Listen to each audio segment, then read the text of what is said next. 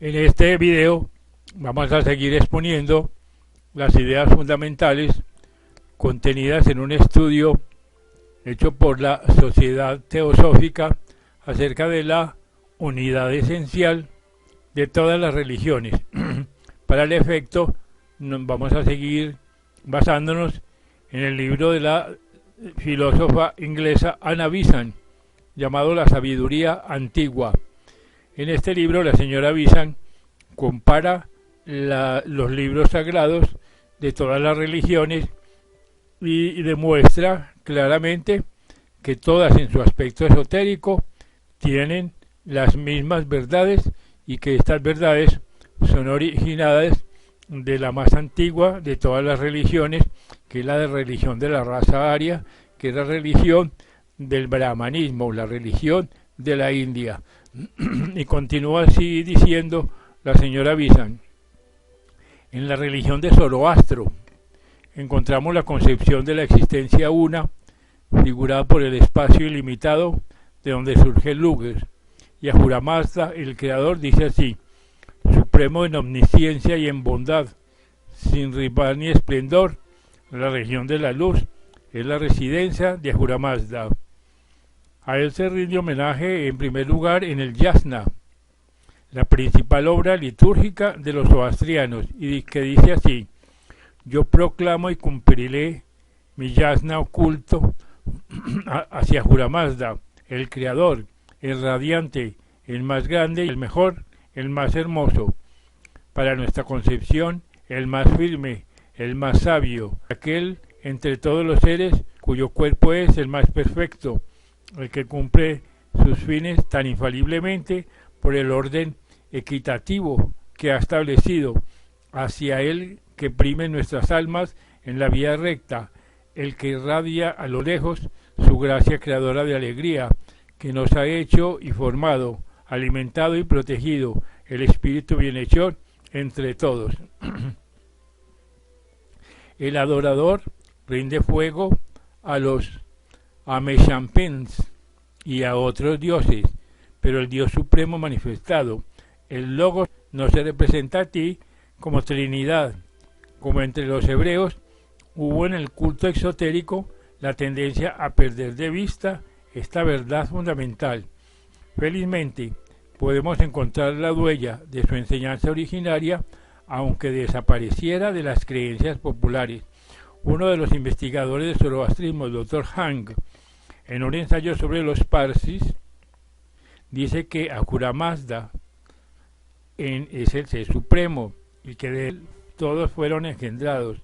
Dos causas primordiales que, aunque diferentes, estaban unidas y produjeron el mundo de las cosas materiales, así como el mundo del espíritu.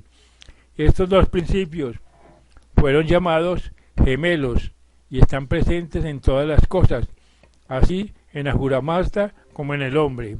El uno engendra lo real, el otro no lo real, y estos dos aspectos se convirtieron posteriormente en los genios antagonistas del bien y del mal, pero en la enseñanza primitiva formaban evidentemente el segundo logos, cuyo signo característico es la dualidad. Así que lo bueno y lo malo son sencillamente la luz y las tinieblas, el espíritu y la materia, los gemelos esencialmente del universo y los dos procedentes del uno.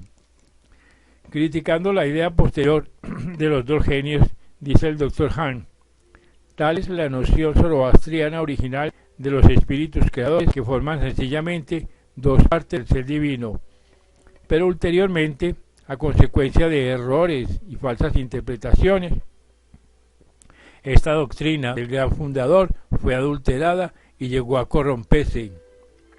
Spentomais Just, o sea, el espíritu bueno, fue considerado como uno de los nombres del mismo Ahura Mazda, y como razón Angromain Just, o sea, el espíritu malo, estaba separado por completo de Ahura Mazda y se consideró como su perpetuo enemigo.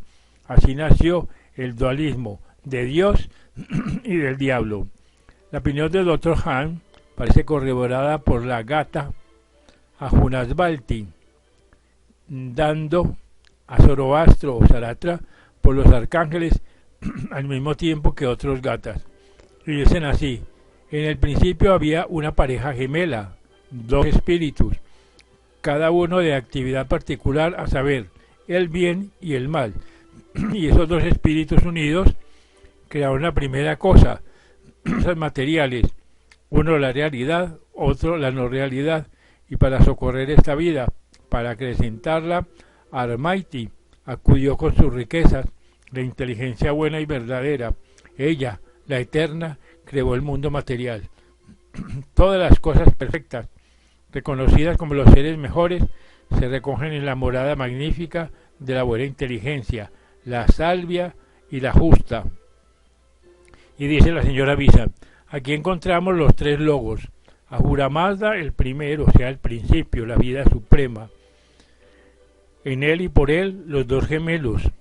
El segundo logos, luego Almighty, la inteligencia creadora del universo, que viene a ser el tercer logo. Más tarde aparece Mitra y viene a oscurecer hasta cierto punto en la religión exotérica la verdad primitiva.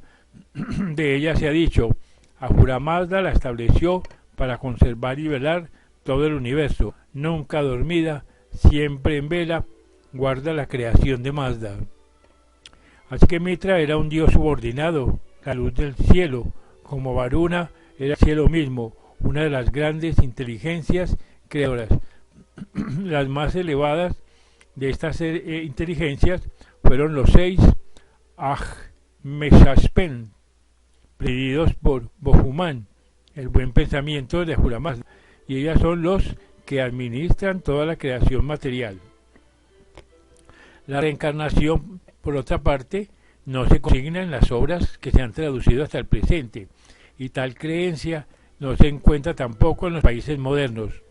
Sin embargo, encontramos en ellos la idea de que el espíritu en el hombre es una chispa, como fin es ser un día llama y reunirse con el fuego supremo, lo cual implica un desarrollo para el cual es indispensable el renacimiento.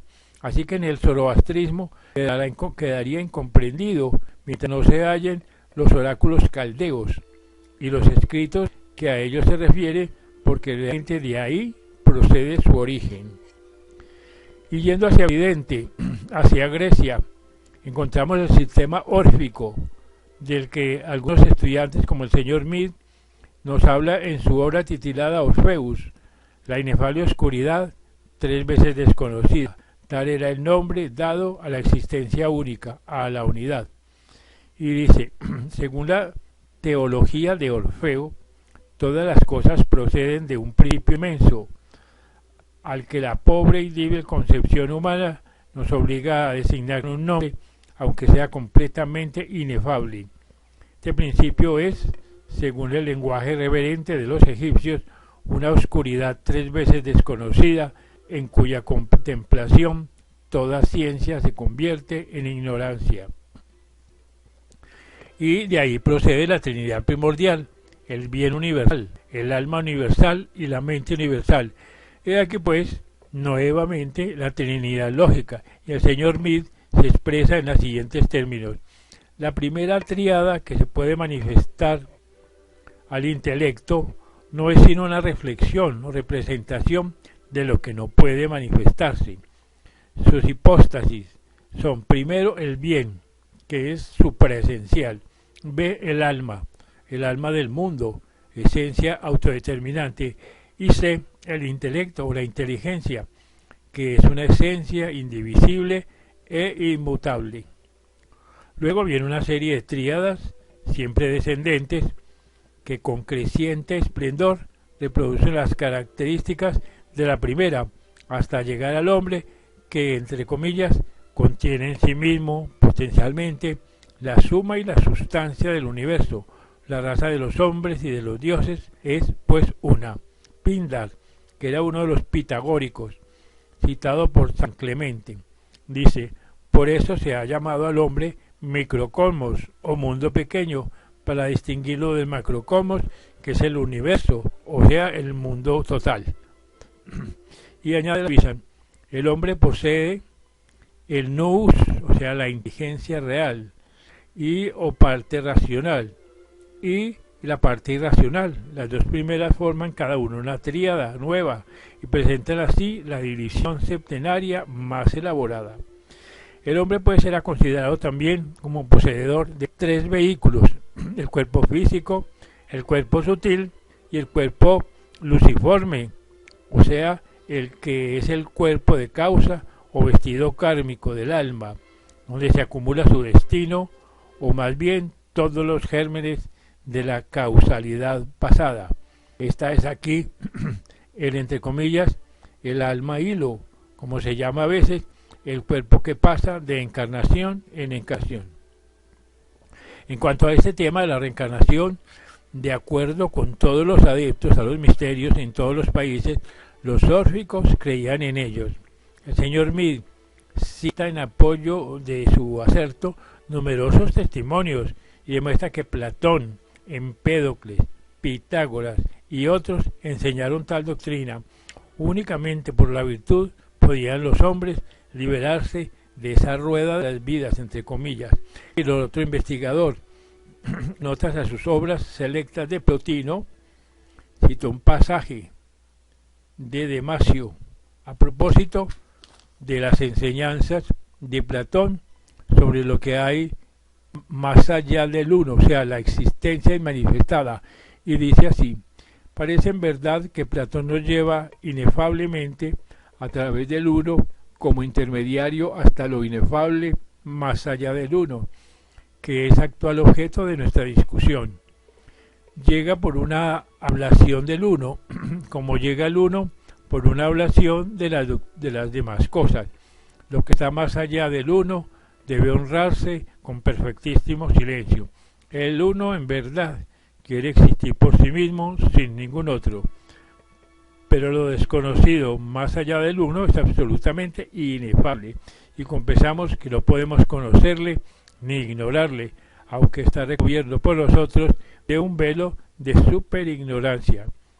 A consecuencia de esto, estando próximo de eso, el uno está por sí obscurecido, pues estando próximo del principio inmenso, si se me permite decirlo así, está en cierto modo en el santuario de ese silencio verdaderamente místico.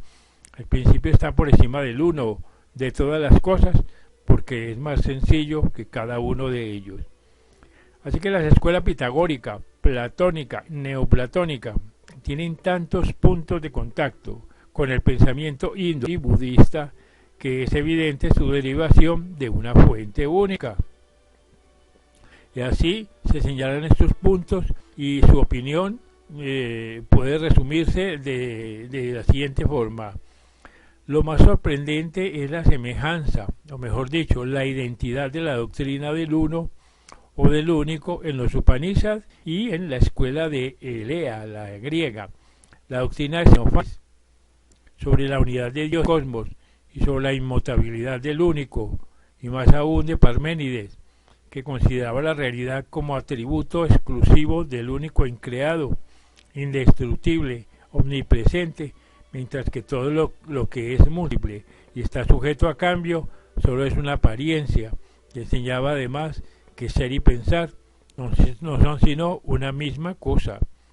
Así que semejantes doctrinas son completamente idénticas a la enseñanza esencial de los Upanishads hindúes y a la filosofía Vedanta, de donde se derivan.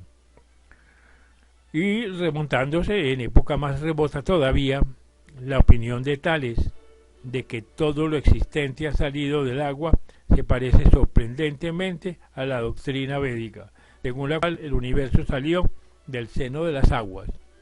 Más tarde, Anaximandro adoptó como origen de todas las cosas una sustancia eterna, infinita e indefinida, de donde proceden todas las sustancias definidas, y a la que vuelven. Hipóstasis idéntica a la que se encuentra en el fondo de la filosofía Sankhya hindú, a saber, la Prakriti, fuera de la cual se desarrolla todo el espectro material del universo. Y la frase célebre expresa la opinión característica de la doctrina Sankhya de que todas las cosas se modifican continuamente sin cesar, bajo la actividad incesante de las tres gurunas o deseos. Empédocles, a su vez, enseñó un sistema de transmigración y de evolución idéntico en suma al Sankhya hindú, y así su teoría de que nada puede venir a la existencia si de antemano no existe, presenta una identidad aún más estrecha con una de las doctrinas características de la citada filosofía hindú. Así que las doctrinas de Anaxágoras y de Demócrito están en muchísimos puntos en íntima conformidad con las doctrinas hindas, especialmente la idea del segundo sobre la naturaleza y el papel de los dioses. Lo mismo puede decir en Epicuro, sobre todo respecto de algunos detalles. Pero sobre todo en la filosofía de Pitágoras encontramos más íntima y frecuente identidad en las enseñanzas y en la argumentación, y la tradición explica esas analogías diciendo que él mismo Pitágoras visitó la India y aprendió en ella su filosofía. En tiempos más remotos o más recientes vemos que algunas ideas notoriamente sankhya y budistas juegan un papel preponderante en el pensamiento gnóstico. El extracto siguiente de Lausen, citado por Garvey, que es un historiador, nos ofrece un ejemplo cuando dice: el budismo en general establece una distinción clarísima entre el espíritu y la luz, no considerando esta última como inmaterial. Sin embargo, se encuentra también en esta religión una enseñanza que se aproxima mucho a la doctrina gnóstica. Según esta enseñanza, la luz es la manifestación del espíritu en la materia, en la que la luz puede aminorarse y totalmente oscurecerse. En este último caso, la inteligencia acaba por caer en completa inconsciencia. De la suprema inteligencia se dice que no es luz, ni no luz, ni oscuridad, ni no oscuridad, puesto que todas esas expresiones indican relaciones entre la inteligencia y la luz, relaciones que no existen desde el origen, y únicamente cuando más tarde la luz envuelve a la inteligencia, le sirve de intermediaria en sus relaciones con la materia. Síguese de aquí que la teoría budista atribuye a la suprema inteligencia el poder de engendrar la luz fuera de sí, y en esto está claramente de acuerdo el budismo y el gnosticismo.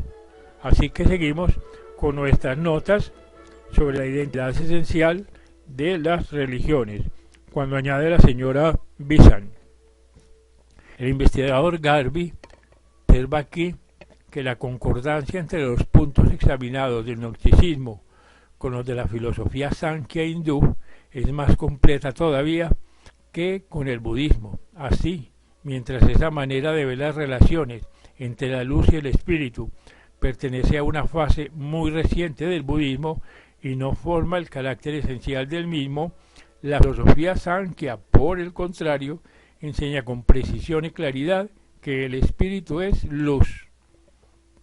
Y más recientemente aún, la influencia del pensamiento sankhya se encuentra claramente notada en los neoplatónicos, hasta el punto de que la doctrina del logos o del verbo, aunque de origen sankhyo, revela en sus detalles que fue tomada de la India, donde tan preponderante papel en el sistema brahmánico desempeña la concepción de Vaj, o sea, el verbo divino.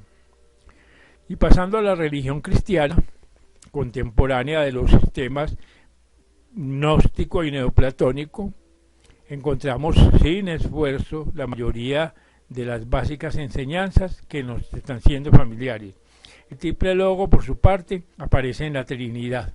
El primero, fuente de toda vida, es el Padre. El segundo, dualístico, es el Hijo, el Dios hombre. Y el tercero, la inteligencia creadora, es el Espíritu Santo, que al moverse en las aguas del caos de existencia, da existencia a los mundos. Luego vienen los 7 espíritus de Dios y las cohortes de ángeles y arcángeles. Es indiscutible pues la existencia de donde todo procede y a donde todo vuelve, cuya naturaleza nadie puede descubrir, pero los grandes doctores de la Iglesia Católica postulan siempre la insondable divinidad, invencible, infinita, por lo tanto, necesariamente una e indivisible. El hombre pues está hecho a imagen de Dios y es pues triple en su naturaleza, espíritu, alma y cuerpo. Es la morada de Dios, el templo de Dios, el templo del Espíritu Santo. Frases que son eco fiel de la enseñanza hindú. Y en el Nuevo Testamento, la doctrina de la reencarnación está más fácilmente admitida que claramente enseñada. Así, por ejemplo, Jesús, al hablar de San Juan Bautista, declara que San Juan Bautista es Elías, que, entre comillas, que debe venir, haciendo alusión a las palabras de Malaquías. Dice, yo os enviaré a Elías el profeta. Y más adelante en otro lugar a una pregunta acerca de que la venida de Elías había de preceder a la del Mesías, contesta, Elías ya ha venido y ellos no lo han conocido, ya que era San Juan Bautista. Así vemos pues que los discípulos sobreentienden una vez más la reencarnación. Cuando preguntan, perdón, si un hombre nace ciego en castigo de sus pecados, Jesús en respuesta no rechaza la posibilidad del pecado prenatal, pero se contenta con no considerarlo como causa de la ceguera en el caso. La frase tan notable del Apocalipsis, a quien venciere le haré columna del templo de mi Dios y no saldrá jamás fuera. Esta frase se ha considerado como significativa de la liberación de las reencarnaciones. Y además los escritos de algunos padres de la Iglesia abogan con mucha claridad en favor de una corriente creencia en la reencarnación. Algunos pretenden que enseñan únicamente la existencia del alma, pero semejante opinión no parece corroborada por los textos. Así que la unidad de la enseñanza moral no es menos sorprendente que la identidad de las concepciones del universo y los testimonios de todos los que, fuera de su prisión de carne, llegan a la libertad de las esferas superiores.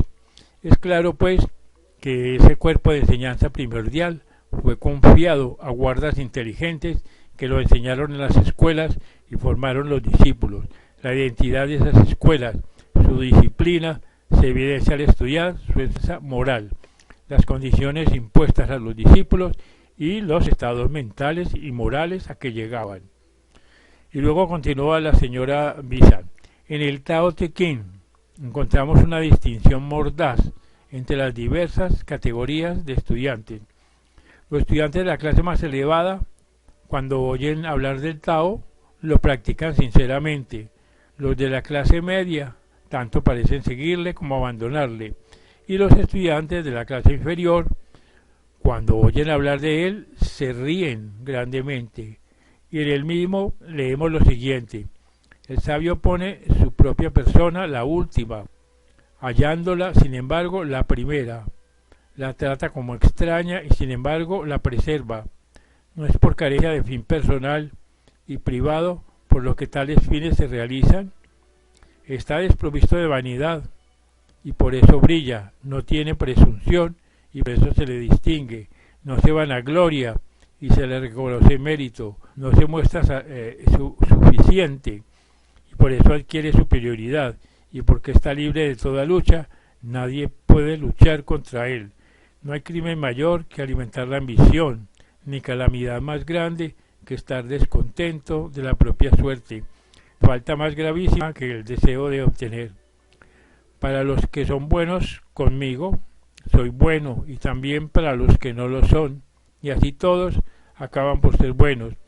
Para los que son sinceros conmigo, soy sincero, y también para los que no lo son, y así acaban todos por ser buenos. Pero los que son sinceros conmigo, soy sincero, y también para los que no lo son. El que posee abundantemente todos los atributos del Tao, aseméjase a un niño. Los insectos venenosos no le morderán, las fieras no le acometerán, y las aves de rapiña no le tocarán. Tengo tres cosas preciosas que estimo y guardo con el mayor cuidado. La primera es la dulzura, la segunda la economía y la tercera no codiciar lo del otro. La dulzura está segura de vencer, aún en el combate, manteniéndose con firmeza. El cielo salvará al que la posee, pues precisamente su dulzura le acogerá. En los indios hayan discípulos escogidos, considerados como dignos de instrucción especial, a quienes el gurú transmitía la enseñanza secreta, mientras que las reglas generales de la vida moral pueden recompilarse en las leyes de Manu, los Upanishads, el Mahabharata y muchos otros tratados, que dicen lo siguiente: que se diga lo que es verdad y lo que agrada, que no se prefiera la verdad desagradable ni falsedad agradable, tal es la ley eterna. No haciendo mal a nadie,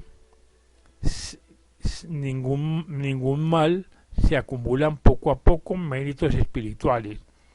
Para ese hombre dos veces nacido, que no ocasiona el menor daño a los demás, serán creados y no habrá daño alguno. Ahora pasamos a Buda. Le encontramos rodeado de arhats, a quienes transmite enseñanzas secretas, y su doctrina pública se enseña que el sabio, por la sinceridad, la virtud, la pureza, se transforma en una isla que marea alguna puede sepultar. El sabio en este mundo conserva preciosamente la fe y la sabiduría, que son sus grandes tesoros, y rechaza toda otra riqueza. El zoroastrismo enseña a loar y adorar a Juramazga, quien subirá a la cuesta del Señor y se mantendrá en su santo lugar, el que tenga limpios el corazón y las manos. También el maestro cristiano tenía enseñanzas secretas para sus discípulos. La escuela de Pitágoras y la de los neoplatónicos perpetuaron la tradición de Grecia, y así sucesivamente. El matrimonio no era unión animal, sino un lazo espiritual, y por eso a su vez la mujer debía amar a su esposo más que a sí misma y obedecerle en todo. Todo pitagórico estaba ligado a su palabra, diciendo, en fin, vivir el hombre de tal modo que estuviese dispuesto a morir en cualquier instante. Gracias a diversas prácticas, los discípulos aprendían a abandonar su cuerpo para elevarse a regiones superiores. Como una hierba se saca de su vaina, el hombre interior debía deslizarse de su cubierta exterior corporal, y el cuerpo luminoso o cuerpo radiante de los indios es el famoso cuerpo luciforme de los neoplatónicos. Y así la describen totalmente luciforme, porque esa es una región que ningún idioma humano puede describir. Únicamente quien tuvo los ojos abiertos pudo trazar estas líneas famosas. Así, antes de que comenzara a existir nuestro sistema, un logo lo concibió todo en su inteligencia, todas las fuerzas, todas las formas, todas las cosas que cada cual a su hora surgirán a la vida subjetiva. Todo está primeramente como idea en el pensamiento divino. El Logos trazó entonces la esfera de manifestación, en cuyo interior quería desplegar su energía, y se limitó a sí mismo para hacer la vida en el universo. A medida que observamos, vemos dibujarse gradualmente 7 zonas sucesivas de diferente densidad, 7 grandes regiones aparentes, en cada una de las cuales nacen centros de energía, torbellinos de sustancia cósmica que se separan entre sí. En fin, la separación y la condensación se efectúan, al menos en lo que respecta a nuestro sistema actual, y vemos ante los ojos un sol central, símbolo físico del Logos, y 7 grandes cadenas planetarias, compuestas cada una de 7 globos. Si limitamos ahora el campo de observación a la cadena de que forma parte nuestro mundo, la veremos recorrer oleadas sucesivas de vida, formando los reinos de naturaleza. Primero los 3 reinos elementales, luego el reino mineral, vegetal, animal y humano. Limitando nuestra mirada al globo terrestre y a las regiones que lo rodean, observaremos la evolución humana y veremos al hombre desenvolver en sí mismo su propia conciencia por medio de una larga serie de ciclos vitales. Concentrando, en fin, nuestra mirada en un solo individuo, podemos seguir su crecimiento. Veremos que cada ciclo de vida contiene una triple división y que está unido a todos los ciclos pasados, cuyos resultados cosecha, y a todos los ciclos futuros, cuyos gérmenes siembra por ley ineludible. De suerte que el hombre puede subir la pendiente de cada ciclo vital, contribuyendo a elevarse en mayor grado de pureza, de devoción, de inteligencia, de utilidad, hasta llegar donde están los que llamamos maestros, prontos a satisfacer a sus hermanos menores la deuda contraída con los mayores.